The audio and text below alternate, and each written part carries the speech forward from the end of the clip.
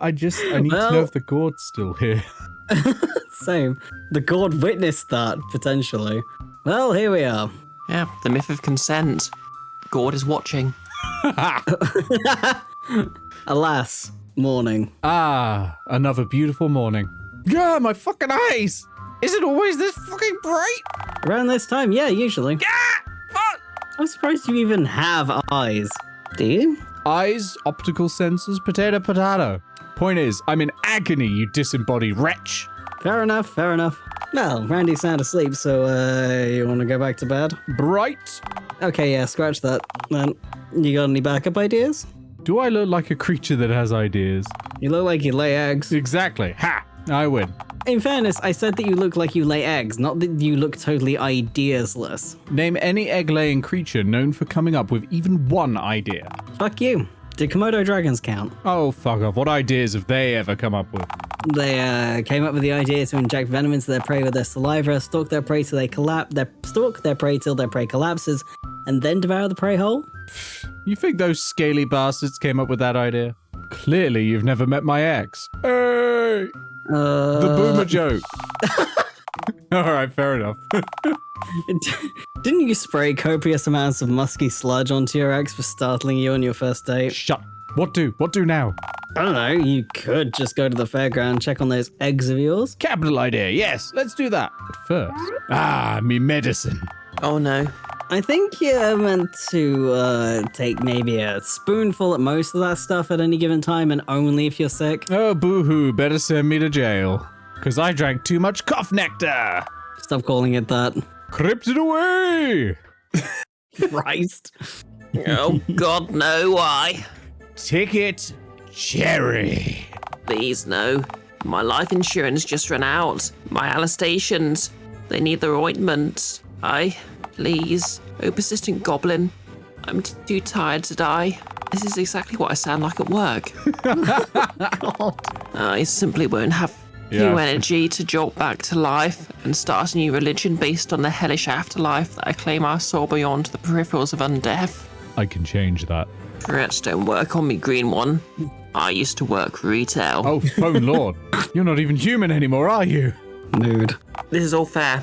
Sure doesn't feel that way. No. Anywho, what are you actually here for then? Funfair. Let me in. Why do you keep resorting to ape speak as a negotiation tactic? Look, can I be real with you? This egg quest isn't exactly something I can easily explain to my boss. Like, say my boss checks the CCTV footage and that's why I let you enter without paying for a ticket. What do I even say? My scary friend wishes to check on the eggs that they laid at your fun fair. Are we friends? Honestly, that sounds pretty good to me. Perfectly understandable. Well, yeah, I'm sure this is a very common cryptid dilemma, but my boss is very much human. He drinks coffee, not bat pee, and he files taxes yearly so he can live in a house. Can we once again have basic concepts to explain to us? What's a taxes? Yes. Basically, the government takes some of your hard-earned money each week and puts it in the stupid idiot pot. So if you blow your stupid life to bits doing random shoots, you won't die in a doorway as a consequence. Nope, hard pass. Me dying in a doorway is practically assured, regardless of government intervention. So the government can keep their idiot pot unless I need something to piss into.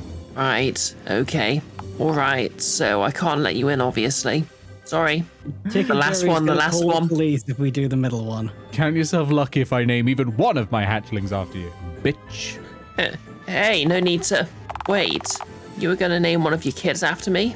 That depends. Does Jerry stand for Jegemin? No, it does not. Jetholomew then? Also no. Jerabut, perhaps? Stop this. Look, Randy had some change with him last time you two were here, right? Why not see if it amounts to $2 whole and use that to pay yourself in? I'm sure Randy's too downtrodden and submissive to do anything other than shove the money into your hands if you so much as suggest the idea to him. Yeah, no can do, Chief. It's all gone. What happened to it? We can't do the needless lie. No, Randy got mugged, Jerry. They took every penny he had to his name. Oh, don't tell me the swans have developed a taste for sweaty copper and nickel coins as well as human flesh. They were relentless. Nah, a subway mugger put a gun to his head. I tried to coach him to stand up for himself, but he chickened out, soiled his pants, and then willingly took his beating without an audio complaining, as per usual. yeah, that's literally exactly what happened. Laws, how unfortunate. I guess it's just Randy's luck to get mugged though, eh? Well, with that curse ruining his life, are you surprised? Wait, curse? What now? The curse, don't you remember? He got cursed by a fortune teller robot at this very fun fair? Oh, come on. Surely you don't really believe in all this curse, hex, and or bewitchment, hogwash. I mean, I know you probably believe in the likes of Bigfoot, but... Bigfoot is real. He and I are kindred spirits. Well, if Bigfoot was real, Which he definitely is. then you two would definitely make quite the pairing. Find out that I next should have time. brought Bigfoot on the date instead of Randy. Does the game somehow know that we were going for Bigfoot but ended up with Randy? Does the game know? It must, yeah. Help. I'm scared. The game knows too much.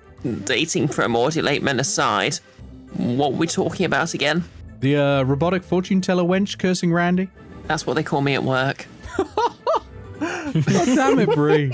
Yeah, about that. We've had that hunk of junk for years.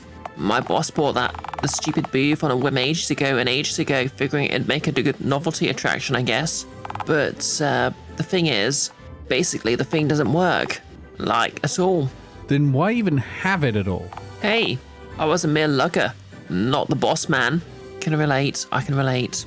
I'm the Not boss my man. call. To be frank, the boss just threw the booth over in the corner away from the rest of the other attractions. Figured people would just not bother with it till he could hire a cheap repairman to take a gander at it, I guess. Then, along came Randy. So, wait, what was actually up with the booth then? From what I understand, those gaudy Madam Mediocre booths were mass-produced by an arcade company as a dumb novelty attraction for arcades and the like. You put a quarter in, her orb head lights up, and the speaker behind her head dispenses a random pre-recorded fortune. So, what was the deal then? The deal was that the boss steward who programmed the randomizer got drunk the night before the cabinets all shipped out, and thought it would just be hilarious to add a really rare response to the fortune pool. Essentially, he decided to add a 1 in 1,000 chance of Madam Mediocre, telling you that your future's going to be full of ceaseless anguish and relentless torture. Fun. So, Randy got the 1 in 1,000 chance? Jeez, talk about unlucky, right? Yeah, luck doesn't really come into it, actually.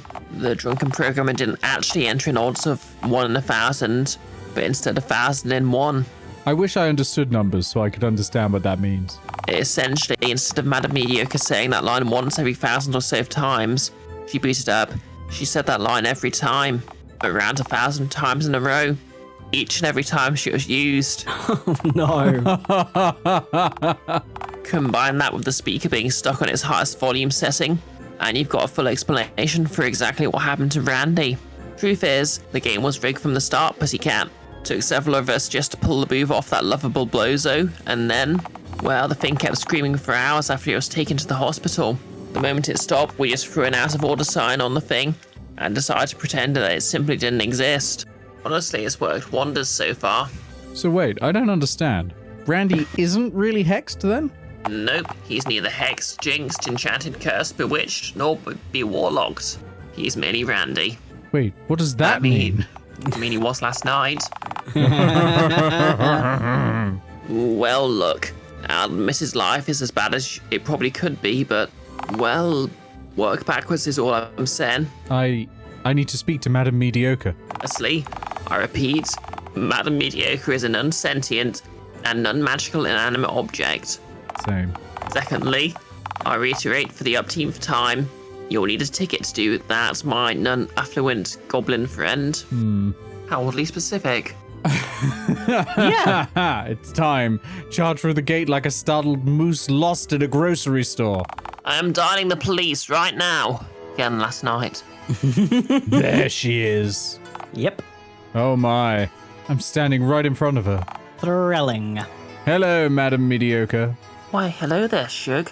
You can talk? Oh yeah, you're high on nectar. Yeah. That would Ticket explain Jerry it. told me that you're just an inanimate object. Oh, don't worry. Shug, he's completely correct. All of this is happening in your head right now. I don't understand. Yeah, you're just really out of it right now, Shug. You choked cough nectar this morning. Don't forget. Yeah, I did do that, didn't I? Yeah, you sure did. Now, what can Madam Mediocre do for you, hun? I gotta do it. Are you single by any chance? I'm an inanimate mannequin that your nectar-addled mind is projecting a consciousness onto. So yes? Really, Shug? Oh, come on, just give me your number. My head is a crystal ball, not a... Look, I'm not real anyway, so any number I give you will probably end up being to a random New York pizza place. Also, I'd be just wasting both of our times, since you don't have anything to write the numbers down on. How did you know that? I'm literally in your... Yeah, join the club, madam. Deep Throat talks to me in broad daylight. I'm pretty sure they don't understand my broader metaphysical role at all. Narrator, be quiet now. Didn't realise there was another thought being floating around. Yeah, hey. Wait a minute, is this the orb we date?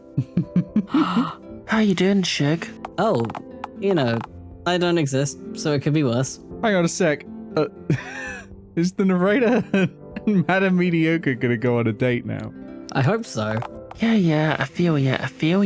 You know, it can get a bit lonely, being a figment of Deep Fruit's imagination. Why did I choose that name? I'll say. Hey, you know, you look quite nice for an inanimate fairground attraction. I like your lipstick. Thanks. A robotic arm in the factory painted it on, and accidentally shattered the crystal ball next to me, putting the lipstick on her. Kinky. Stop that, you. By the way, I think your lack of a corporal form is adorable. Have you ever considered inhabiting a sock? Oh, no. That's the nicest thing that anyone has ever said to me. Well, I think I might be falling in love. Nope, I'm not letting my voices date each other. Boo! You could die alone and miserable, narrator. Just like the vessel you're contained within. We ride together. We piss together. Hi, Becca. We die alone in the same pub toilet. Sorry, madam. It was nice meeting you. Jesus. Or me. You said you... What's up, Shug? Is there anything else you're after then? Well, that was strange. You know what? I ship it. Can you please uncurse Randy? Yeah, about that. Again, I'm not real in any shape or form, aside from his literal junk, that is. Same. So I cannot cast nor rebuke curses, spells, hexes, or any of the like. Oh. Well, that's a letdown. Doesn't explain why Randy's such a miserable bastard, then. Like Jerry said, work backwards. You know Ticket Jerry? I know everything you know, you frog-pigmented Neanderthal. I'm squatting inside your head. Whoa, man. Wild. What's this about Randy, then? Every bad thing that's ever happened to him is because he just takes abuse and then convinces other people that he deserved it in the first place. He has a weak spirit. The swans know this. Look, let's be frank here. If Randy just asserted himself in the smallest possible way, for any amount of time, he'd see instant improvement. It's not completely Randy's fault that the world is so dreadful and his life is so wretched, but it's his responsibility to fix his life if he wants to see a better tomorrow. Huh. See, that's inspirational and all, but, Randy's real gung-ho about this curse nonsense. I don't think he's gonna want to hear that he's the problem. Okay, look. Maybe just spoon-feed him this information, but, coat it in whimsy and magical riffraff. He might take to it then. That was the most intelligent thing you've ever said, Nick. Wow. How do I ban bisexual? You can't do that. Union rules. Ned voted for it. I'm a figment of your bizarre noggin. So if I get this, you should get this. Don't be mean.